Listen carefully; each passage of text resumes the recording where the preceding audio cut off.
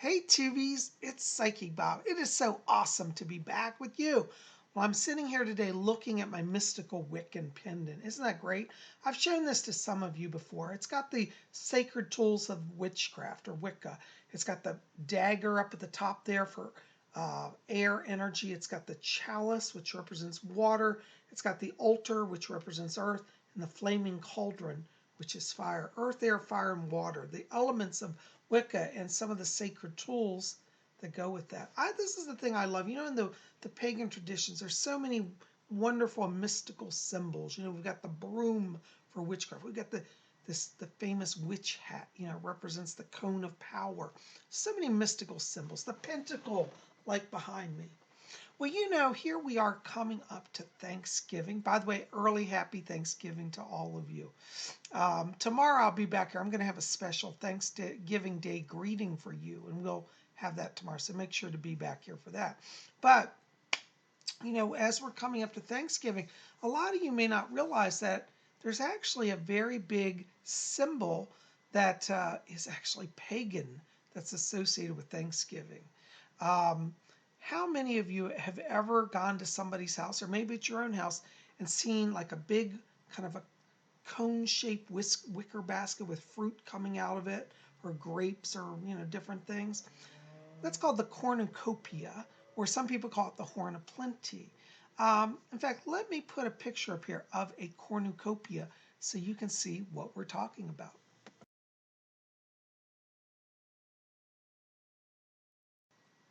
So that is called the cornucopia. Now, in the United States, at least, and I'm going to guess also in Europe, a lot of people use that symbol at this time of year. You'll see it, they'll put it on their Thanksgiving Day table as a decoration. Many cards that people send out have that image on it. Sometimes you'll see it, you know, like even paintings on the wall or pictures framed of that. So this is called cornucopia. That's kind of a big word, and I'll explain that in a minute. It's also called Horn of Plenty. Well, what is cornucopia? Well, cornucopia comes from the Latin, which is cornu, which means horn, and copia, which means a lot, abundance, copious. That's where we get the word copious. So the horn of copious, the horn of plenty, cornucopia, that's where it comes from. I used to, as a kid, always hear that word, you know, oh, it's Thanksgiving, got to put out the cornucopia. I'm like, what the hell is a cornucopia? I never did understand the word until I got older and studied French and Latin, and then I learned what that word was. And then in paganism, you know, I had to study a little bit of Latin as well because, you know, a lot of my tradition focused on ancient Roman gods. So I started to learn a little bit of Latin too. So cornucopia means horn of plenty. And in English, we do call it the horn of plenty, but most people don't know that cornucopia means horn of plenty. Anyways, so enough of our Latin lesson. But this symbol, interestingly, is actually pagan. That's right. Now, a lot of people say, oh, well, I thought that's from the time of the Pilgrims who started the colonies in the United States. Well, they might have had it with them, but they didn't start it. It actually goes back to ancient Greece. That's right. In ancient Greece, it was believed that when Zeus was a baby, it's a long story, but his family was plotting to kill him. He was taken away to a far cave, and his mother gave a goat to him that would feed him, and the goat would give him milk and, you know, blessing. And this goat had horns. You know, the goats have horns. Well, the goat could open its horn, and out from it would come food, and it would give nourishment to Zeus, the god. And as we know from our history lessons, our mythology, Zeus eventually rose to great power and became the great sky father, the god of the whole universe. But that nourishment that sustained him in his younger years came from the sacred goat. And as we know, goats in paganism, and really any horned animal, represents the horned Lord, the God aspect. Now, let's carry it a little further. Now, when we talk about like this time of year, the harvest season, right? We talk about the horned god or the god of the harvest being slain.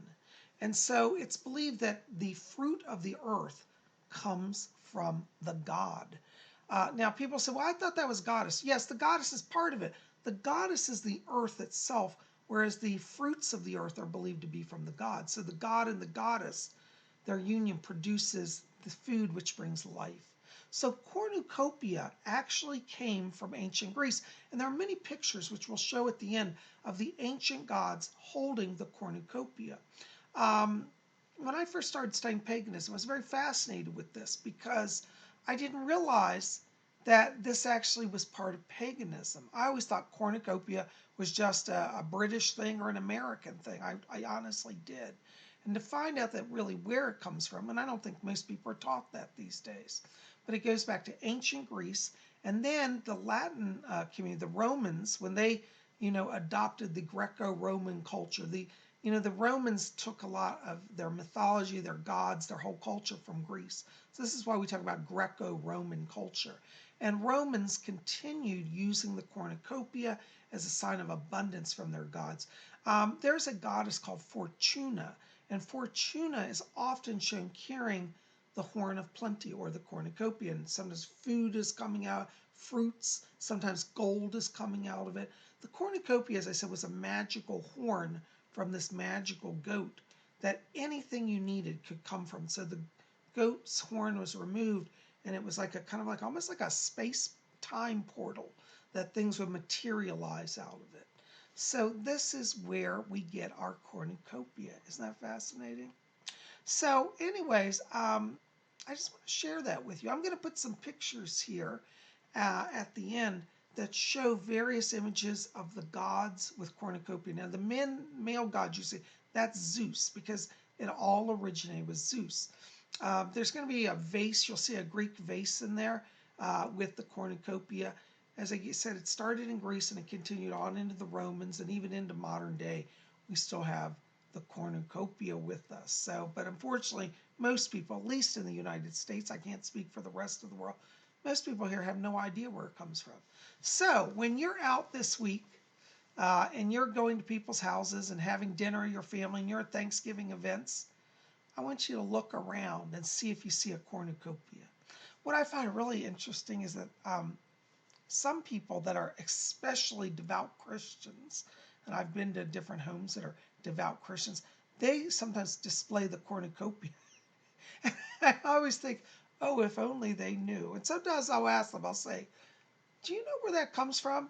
And usually the response I get is, oh, it's from the pilgrims, the first people did it to celebrate God's blessing. And I thought, well, yeah, it's God's blessing, but it goes a little further back.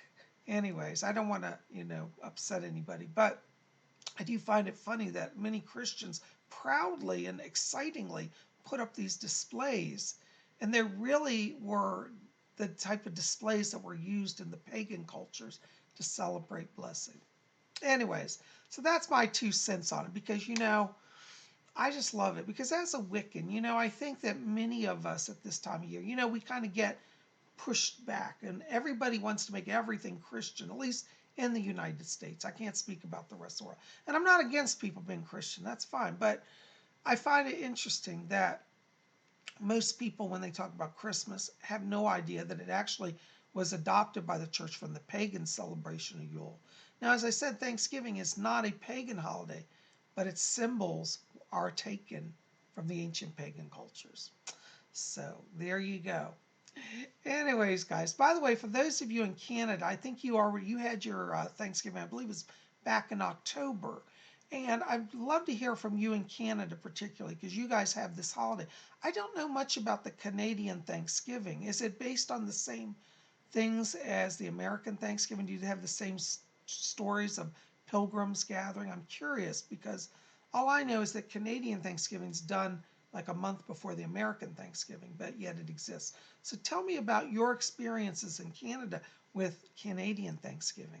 Also, for those of you who are in other countries, do you have a Thanksgiving celebration? I want to hear about that.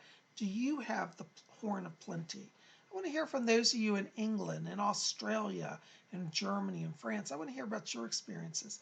As I said, Thanksgiving as it is in the United States is pretty much a uniquely American holiday, but maybe there are Thanksgiving celebrations similar in other countries. I'd like to hear from you. Anyways, guys, thank you, Listen, for being here. I'm going to keep this short today. PsychicBob's got a lot to do. By the way, make sure to pop over to my website if you haven't been here the last few days. On Sunday, I released my new painting. This is my newest painting. It's called Solar Illumination. It is available for a free print copy download. This is the original. The original is actually done on canvas, but you can get a print copy of this at my website. Go to PsychicBob.com. That link will be below in the information box below this video. Also, if you want to get on my schedule for a private reading, give me a call. 703-825-3929 is my number, and we'll get you in. I think I still have a few openings for this next week. So call me. Let's make it happen. You can also write to me in my email, PsychicBobHickman@gmail.com. That link is also below in the info. Well, guys, listen, thanks for being here. I love you. Keep it here at Spirit Channel. I'll be back tomorrow with a special Thanksgiving Day holiday message for all of you. So be here then, and we'll have that. All right, guys, I love you. We'll see you then. Blessed be.